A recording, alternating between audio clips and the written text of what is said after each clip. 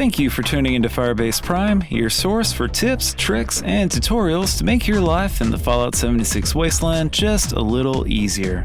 Tune in every Wednesday as we explore new topics, and join me for Blast Zone Briefs every Saturday, where I'll be doing a deep dive into the ins and outs of a new Blast Zone. Of course, the easiest way to stay updated is to hit the subscribe button and ring the bell, so you'll be notified about new videos as they're posted. Wastelanders is finally here, and with it comes an extensive overhaul of the Fallout 76 experience. What existed as a lonely world just days ago has suddenly been transformed into a vibrant wasteland full of new people to meet and quests to explore. In today's video, I'll provide you with some tips to make exploring this new world a little easier, as well as provide you with a brief overview of the new currency and my initial impressions of the update. If you're a new or returning player, also make sure to check out my 10 tips for new and returning Fallout 76 players video for more ways of getting into the game a little smoother. But without further delay, let's get into it. If you're an existing player, you may have run into a bit of a problem when going to cash in scrip after the update, as the purveyor is no longer at the Berkeley Springs station. Instead, you'll now find him occupying a much larger space at the Rusty Pig Bar, located just below the Charleston Fire Department at the top of the Ash Heap region.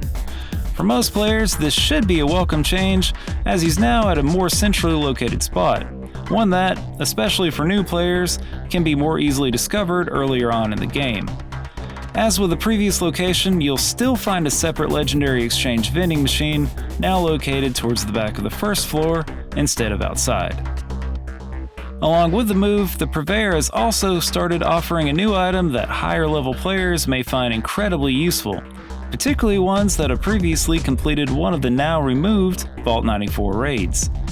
For the price of just 10 scrip, you can now purchase 5 pieces of Vault Steel, allowing you to continue building out any pieces of Thorn, Solar, or Strangleheart armor that you may have unlocked through the raids. On a side note, you'll actually be able to purchase plans for any armor pieces that you might have missed upon completing the main quest, but I'll go into that in a later video, as getting into too much detail would require spoilers. With Wastelanders, you'll now find 2 main factions competing for ultimate control of the West Virginian wasteland. These being the Raiders, who have taken up residence at the crashed space station, and the Foundation, now headquartered at Spruce Knob. While you'll ultimately have to side with one of these factions when nearing the end of the main quest, don't worry about picking a side too early on.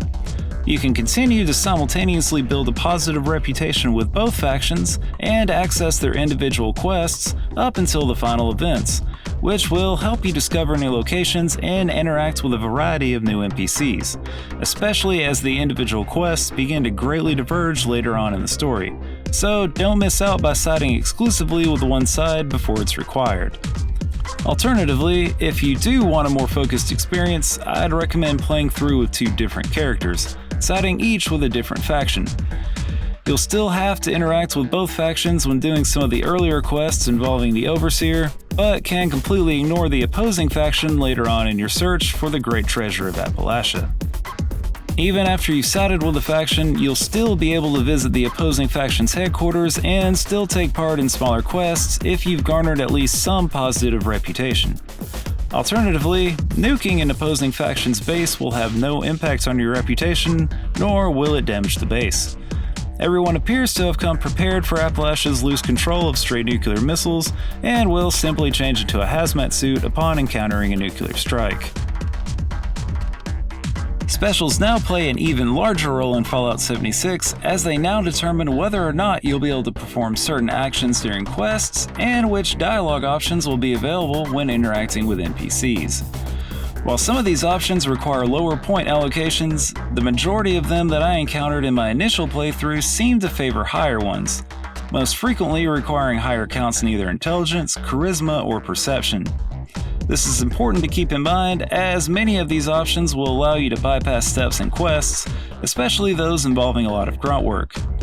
If you end up encountering an option that's been blocked because of specials requirements, you can generally gain temporary access to it by backing out of the dialogue and either consuming items that affect your specials, including chems, food, or drink, or by equipping legendary armor pieces that increase certain points. For example, many options were initially unavailable to my bloodied heavy gunner character when playing through the main questline. To gain access to these options, all I had to do was exit my power armor so that the legendary effects of my unyielding armor could kick in, elevating my points in everything except endurance to a point where I could generally pass most of the checks. If, on the other hand, you encounter an option requiring a low allocation, especially when it comes to intelligence, you can stack the effects of different kinds of alcohol to temporarily drop your points. Just remember, multiple food effects can be stacked alongside a single chem effect, so in most cases you can generally mix and match your way to a certain point allocation if you don't have armor available to otherwise reach it. Finally, if you're looking to liven up your camp and gain access to some new side quests, make sure to take a little time out from working on the main story to unlock some of the new companions now available in the game. After completing an initial quest involving certain characters, the character will provide you with a unique plan for crafting a specific item to place in your camp. Placing that item will cause them to immediately appear, and they'll remain in your camp until that item is removed. While there, they'll provide you with new quests specific to their stories, as well as make small conversation. My personal favorite so far has been Beckett, whose camp item is a bar, where he'll serve drinks to you and any guests for a small cost. You can only have one active companion at a time, but you can easily cycle between them by removing one companion's item and crafting another. Just prepare for a few unintentional jump scares if you've been playing for a while, as it takes some time to get used to always having someone around. Before I get into first impressions, I'd like to quickly touch on gold bullion, the new currency introduced with Wastelanders. If you're wondering why it's not appearing to you, keep in mind that you won't be able to earn it or access vendors who trade with it until your character has completed the main quest. It's worth the time, however, as you can buy a lot of awesome items with it, including plans to build the different types of Vault 94 armor, the new T63 power armor, new energy weaponry, and garden plots, along with several other new items. If you've completed the main quest and are wondering where to find more gold, you can earn up to 200 bars a day by cashing in treasury notes earned through quests, and buy up to 300 bars a week from Smiley, who you'll find upstairs at the Wayward. Just keep in mind that buying gold is not cheap, as 300 bars cost 6,000 caps. Overall, Wastelanders is a truly amazing update that breathes new life into Fallout 76. The game now feels, well, complete. After spending 1,200 hours in the Wild Appalachian map, exploring this new iteration has honestly felt a bit surreal. So much of the game has suddenly been improved that it's almost jarring.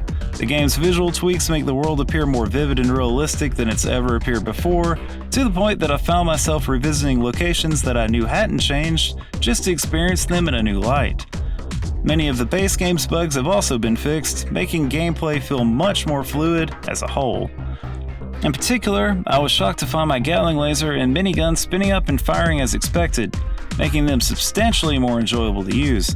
The game also feels a lot more welcoming now, as NPCs and companions make the world feel truly lived in, even further supported by the countless changes made to the game's base map. The introduction of gold bullion also makes the endgame much more enjoyable, as it makes it possible to gradually acquire some of the higher end items without having to do something as intensive as the Vault 94 raid. Ultimately, it is truly a good time to be a Fallout 76 player, and for those who stuck with the game, or in my case, stuck with it since beginning to play last July, this update was worth waiting for.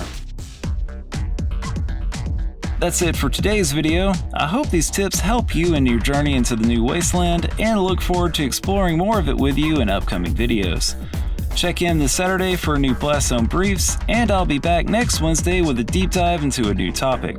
But until then, for the Enclave.